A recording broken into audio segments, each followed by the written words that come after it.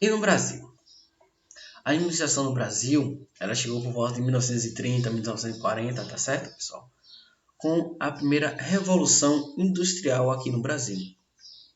Ou seja, sempre a administração ela tinha, para ela ser vista, para ela começar a atuar, precisava de um empurrão. Um empurrão, nesses casos, foi sempre uma revolução industrial, tá bom? Só que pela a revolução industrial de 1930, 1940 e a administração começar a ser utilizada nesse período, somente no ano de 1965, tá certo? Numa questão de lei de registro nacional, que é a lei de 4.769, tá bom? Que foi variando no ano de 65, só que só começou a ser executada no ano de 66, tá bom? Que o curso de administração começou a ser reconhecido como uma ciência importante para alavancamento, para crescimento industriais, desenvolvimento industrial, para desenvolvimento da civilização e da nação, tá ok? Então, com isso, a administração foi válida nesse ano de 1965 com a Lei 4.769, tá ok? Mas ela foi mais válida por qual sentido? Porque essa revolução ela emplacou devido a uma questão que os pequenos empresários, as pequenas indústrias, os pequenos negócios que tinham nas instituições queriam também de forma alavancar, se sentir reconhecido na sociedade, se sentir útil no mercado, entendeu? Então, por isso teve embasamento da Revolução Industrial. E por isso ver que fora do Brasil, isso já estava acontecendo. Então, com isso, começou essa revolução, porque grandes empresas não queriam que pequenas empresas se desenvolvessem. As pequenas empresas queriam se desenvolver e competir com as grandes empresas também no mercado, devido aos princípios que foram divulgados da administração, tá certo? Então, com isso, aqui no Brasil, começou com essa revolução industrial de 1930, tá ok? Já a radiologia, certo? E de diagnóstico, ela é uma ferramenta muito poderosa da medicina, tanto para em ambas questões, não é isso? A radiologia ela possibilita um rápido diagnóstico na questão de medicina, né? A gente detecta tumores, problemas de vasos, câncer, algum problema de órgãos, né? Alguns problemas arteriais como angiografia, angioplastia. Então, além disso, câncer também de mama, não é isso? Também questões odontológicas, porque existe questões de radiografia de boca, né, para saber como é que está a questão buco-maxilar, questão de maxilar também para a gente ver toda essa questão do disco orbital aqui, não é isso? Então, isso tudo influencia. Veterinário também agora está começando a usar bastante da diagnóstico por imagem. Então, para sair de uma simples limitação, e ser simplesmente só uma questão de imagem, e está sendo bastante utilizado para auxílio em diagnóstico de amplas áreas da saúde, tá certo? E também por sua tecnologia cada vez mais está avançando, como a gente pode ver do arco cirúrgico, né? Que ele dá a visualização em tempo real com a inutilização do raio-x, não é isso? A ressonância magnética que vê cálcios, que vê músculos lisos, tudo isso sem a própria radiação, não é isso? Então, o que acontece? O diagnóstico deve ser mantido em perfeitas condições de funcionamento e submetidos a regulamento e verificação de desempenho. Por quê? Pode ser que aquele aparelho de raio-x ele esteja fazendo o desempenho dele de fotografar aquele órgão, só que a gente possa estar forçando o operador, pode estar acabando forçando ele para chegar naquele desenvolvimento, e não que o aparelho esteja apto ou ele esteja em condições de fazer aquilo, tá certo? Às vezes pode ter um defeito, que às vezes o operador não tem aquele conhecimento, não tem aquela qualificação para adquirir aquele conhecimento, ou ver qual o defeito que o aparelho tem, então ele supre de uma outra forma, chegando àquele resultado, mas também diminuindo a qualidade de vida daquele, daquele equipamento, não é isso? Então, é uma questão que as indústrias radiológicas começaram a perceber isso também. Por quê? Às vezes também desligava o aparelho, ligava o aparelho, e isso consumia mais energia, demandava tempo para conseguir fazer a aquisição da próxima imagem, do próximo paciente, tá certo? E isso perdia na qualidade, perdia o desempenho. Então, isso foi uma questão muito promissora, tá certo? Que abriu o olho da radiologia, do diagnóstico de imagem, tá certo? E foi uma questão que trouxe para dentro da radiologia a questão administrativa, tá ok? Porque, como eu estava falando para vocês, a questão administrativa tem alguns setores específicos que podem ser utilizadas nas questões de radiologia, questão de laboratório, como toda ela, né? Uma empresa, sempre você vê que tem um administrador, questões de RH, questões estruturais, não é isso? Então, sempre tem essas questões, tá bom? Além disso, tem o item também 32.4, que é da portaria da OMTE 435 de 2005, que é obrigatório manter o local de trabalho e é disposição da inspeção do trabalho e programa de garantia de qualidade. Ó, tá, vocês estão vendo aqui o programa de garantia de qualidade. Lembra que é uma das bases da administração, manter o controle de qualidade. Então, era uma questão que não estava sendo tão utilizada, tão visualizada, tá certo? Para os outros que só viam questões de administradores como RH, como questões industriais, para alavancar a empresa só em crescer e crescer, mas não via que às vezes a empresa pequena tinha uma qualidade muito melhor no serviço e conseguia competir com eles de forma igual no mercado no mercado que tem, né? De competição em relação a eles. E aí o que acontece? Junto com o alvará de funcionamento e vigilância, conhecido com a autorização da... Pô, gente, perdão que eu me bolei aqui com as palavras, tá certo? Peraí, eu me perdi. Qualidade integrada ao Programa de Proteção Radiológica, tá certo? Juntamente com o alvará de funcionamento vigente conhecida pela autoridade sanitária local, o que passou a ser também meio que algo obrigatório.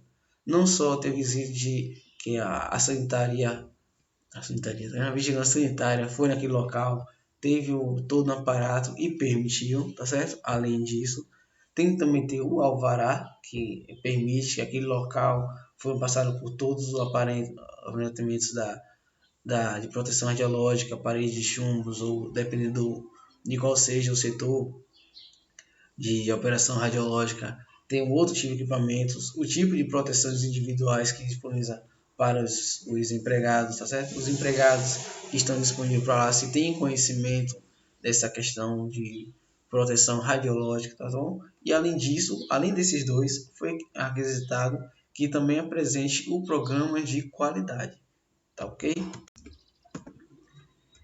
Esses programas de qualidade foi distribuído dentro do setor administrativo, certo? Como, por exemplo, os setores bem principais são esses de administração da empresa. Por que administração da empresa? Tem empresas que antigamente só via que administradores deveriam fazer essa questão de administração da empresa. Só que no setor, vamos no nosso setor, né, de radiologia. No setor de radiologia, a gente sabe que a gente precisa administrar o tempo de cada paciente, o tempo que vai realizar cada exame. Além disso, não precisa fazer com tanta pressa só por causa daquele tempo, porque tem que saber de como é o paciente, do que se trata do paciente, porque você acaba perdendo a qualidade se você for mais você pôr uma importância no tempo e na quantidade de pessoas que entrar e no recurso que entrar, que é o que a maioria da galera visa, do que perder a qualidade e perder um cliente que pode ser fixo com você sempre que ele precisar fazer algum tipo de exame de imagem, não é isso? Então, essa questão, o que acontece? Um administrador só não percebe, porque ele vai ter que ir até o setor, vai ter que perguntar para quem está responsável pelo setor, perguntar a todos que trabalham naquele setor sobre todos esses parâmetros, não é isso? Para depois ele tentar fazer como é que eu falo? Fazer manuais, né, e artigos, propostas específicas da empresa para que a empresa comece a seguir aquilo à risca para chegar a um setor de forma administrativa de qualidade, para aquele setor ter um desempenho bem elevado, para aquele setor também ser um destaque na parte da instituição, da empresa, tá certo? Só que ele vai ver somente essa parte superficial que vai ter o conhecimento perguntando aos responsáveis por aquele setor. E hoje em dia, a gente percebe que você pegando alguém que trabalha, tem um conhecimento infundado daquele setor, e ele está na administração daquele local, daquele setor, o retorno é muito mais eficiente, tá certo? Exemplo, você que está na área da ressonância magnética, tem todo o parâmetro do conhecimento, todo o parâmetro de como a máquina funciona, do que deve fazer, dos protocolos que deve agir naquele local, tá certo? Naquele procedimento, o tempo mínimo, o tempo máximo, a limitação de cada paciente, o que fazer para cada paciente. Então você pode fazer protocolos específicos para aquilo ali e além por cima ser de rápida solução para algum imprevisto que acontecer ou algum outro setor setor não, algum outro imprevisto que aparecer naquele local, naquele setor, com aquele aparelho, tá certo? Ou algum outro paciente novo que aparecer, então você consegue ter um retorno mais rápido para aquele paciente e depois conseguir rebuscar nesse protocolo de uma forma nova, de uma forma que consiga caber todos esses imprevistos que aparecem. Então, as empresas começaram a perceber que colocando responsáveis pelo setor na questão administrativa, começou a ter um retorno muito mais eficiente, tá certo? Porque eles tinham uma visão mais específica do setor do que simplesmente só ver um setor financeiro, tá certo? Porque a parte da administração, eles vê todas essas questões, né? É um requisito que a gente nunca vai conseguir bater de frente com eles, né? Porque é uma coisa que eles estudam, essas questões inteiras de administrativo, desvio, padrão, de fórmulas e mais fórmulas, forma de como contratar, de como distribuir as finanças para o pagamento e tal. Isso é uma questão que a gente não tem como discutir e ir contra, tá certo? Só que a questão administrativa de o que tem naquele local, o que deve ter, o que precisa ter, o que falta, o que tem a mais, como distribuir, como melhorar, quem deve ser qualificado, o que devo qualificar, qual qual técnico está em faltando ali, o que preciso melhorar no técnico, qual técnico pode deixar responsável por outra função. Então isso era uma visão que, por mais que o administrador que faz a administração soubesse, ele precisaria ver o local e perguntar para ter um conhecimento. E não uma pessoa que já tem um conhecimento prévio e com o dia a dia ali ele percebesse que aquilo era necessário. Tá ok? E tem também, pessoal, uma outra questão de auditoria. Tá bom? Auditorias profissionais que focam na análise, no monitoramento e nos exames específicos para avaliar se o objetivo da empresa estão sendo seguidos de maneira apropriada. Como assim? A empresa, lembra da questão de qualidade, do selo de aprovação? Então, a empresa pega e diz que ele apresenta uma radiografia, tá certo, de pulmão com com menor tempo de exposição e menor quantidade de radiação com a mesma qualidade que todas as outras empresas. Aí a gente sabe que a empresa ela tem que disponibilizar uma certa quantidade de KV, uma certa quantidade de MA, não é? Para que passe pela densidade do corpo, porque cada corpo de cada pessoa é outro. Então, como é que ela está dando esse selo de qualidade? Então, a gente vai ver qual é o protocolo dele, vai verificar tudo aquilo. Só que, além de tudo isso, esse auditor responsável, ele vai ter os métodos de avaliação dele, tá certo? Às vezes, um dosador de radiação, pode colocar lá para ver como é que tá, entendeu? Então ele vai averiguar se toda aquela proposta que a empresa está apresentando é verídica.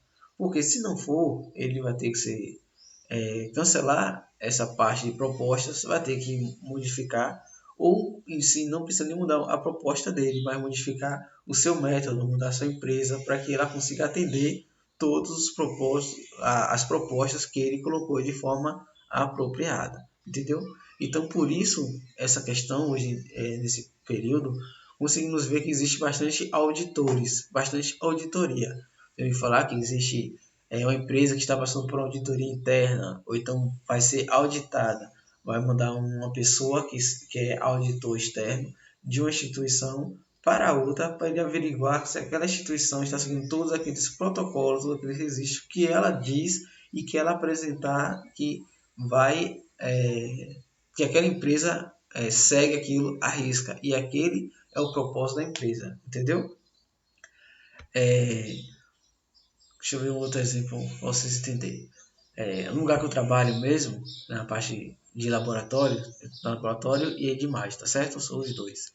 Só que na parte de análise clínica, eu também sou auditor interno. E aí o que acontece?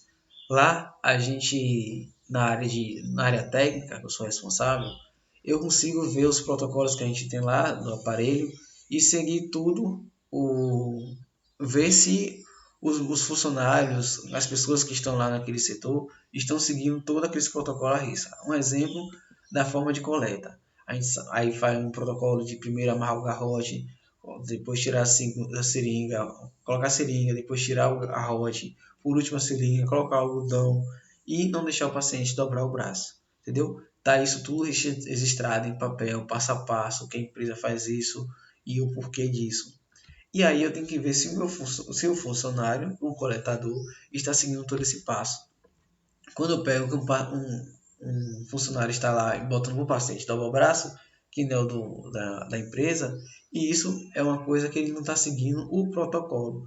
Com isso, a empresa pode acabar perdendo uma nota, tá certo? Nessa questão de auditoria, e vai perdendo o conceito de qualidade. Aí o que varia de 0 a 10, vamos dizer assim, ela estava com 9, pode acabar indo para 8, e assim vai sucessivamente. E com essa taxa de valores, né, a gente vai saber qual empresa tem uma maior qualidade no mercado e qual tem melhor confiança para você ir fazer o seu procedimento, entendeu? Então, com isso, além de esperar que uma pessoa externa mandada pelo DIC ou pela ISO venha na instituição para fazer e saber se está seguindo tudo a norma, existem essas questões de auditores externos e internos, tá certo? Os externos são esses que a DIC ou a ISO encaminha para fazer a avaliação e dar a nota, e os internos são a empresa que faz uma especialização, tá certo? Como a minha, eu sou auditor interno, e aí eu posso auditar alguns setores específicos na parte de dentro da empresa para a gente averiguar qual que não está seguindo o nosso próprio protocolo, para a gente agir e tentar verificar de forma antecipada, até para não permitir que a nossa nota seja tão baixa e a gente possa perder o selo de qualidade, tanto da DICO quanto da ISO, que por enquanto está sendo a 9001. Tá ok? E aí vem a gestão de qualidade. Perdão. A gestão de qualidade, ela vai avaliar toda essa questão. Por quê? Qual a qualidade da minha empresa? Por mais que as outras empresas sigam esse protocolo de coleta de forma igual. Qual vai ser a diferenciação? A diferença pode ser que a qualidade da amostra pode ser não vai ter hemolizado da forma da coleta, não vai precisar ser chamado novamente para a instituição, porque a gente coleta tubo a mais, entendeu? Então, se tiver algum problema com aquele tubo do terceirizado, com outro laboratório, ou ali dentro de algum equipamento que acaba derramando, a gente tem um tubo extra, que a gente pode pegar e fazer todo o procedimento sem que o paciente seja novamente incomodado para chegar àquele setor. É uma qualidade, ninguém quer ser furado mais de uma vez, não é isso? Não é verdade? Então, essa é uma questão de qualidade. Então, além disso, essa gestão ela tem que ser bastante minuciosamente escrita. Por quê? Não adianta você estar fazendo ou tentando fazer porque deu na sua cabeça que aquilo é uma coisa que vai melhorar a qualidade se você não tiver escrito.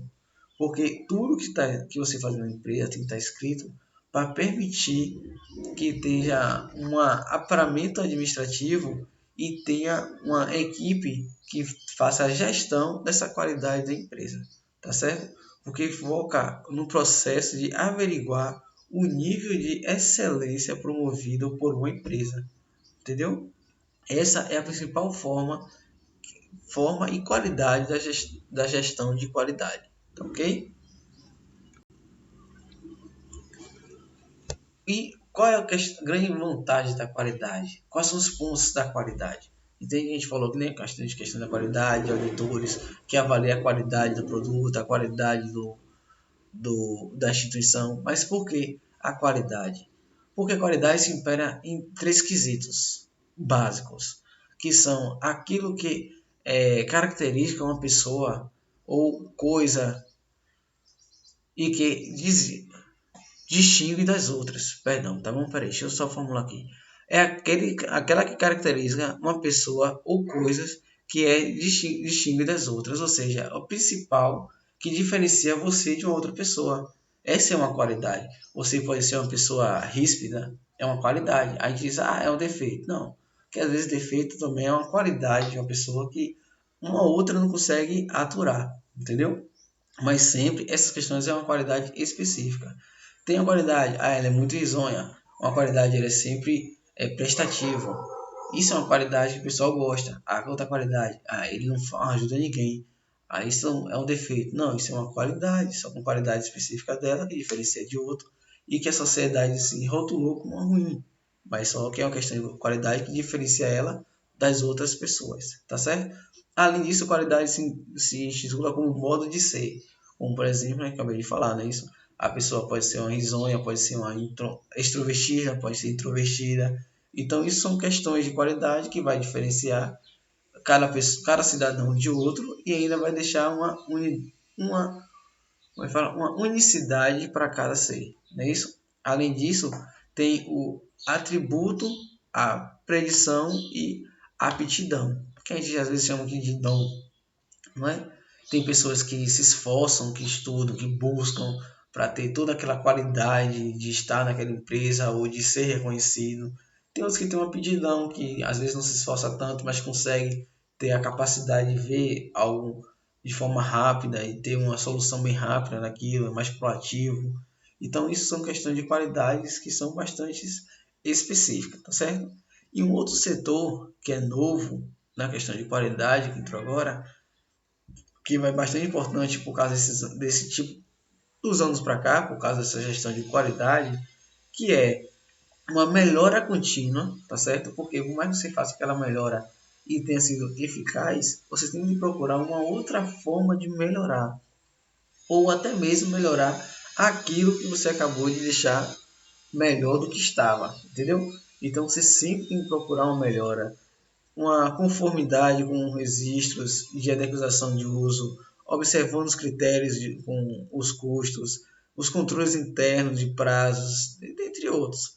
Exemplo de controle interno de prazos é isso: você vai fazer um exame de ressonância magnética, de tomografia computadorizada, de radiografia, de mamografia, e aí você faz aquele atendimento, só que aí o seu prazo de você levar o filme para fazer a revelação entre o médico, você sempre está passando esse prazo. Então isso acaba interferindo de uma forma bem específica, certo?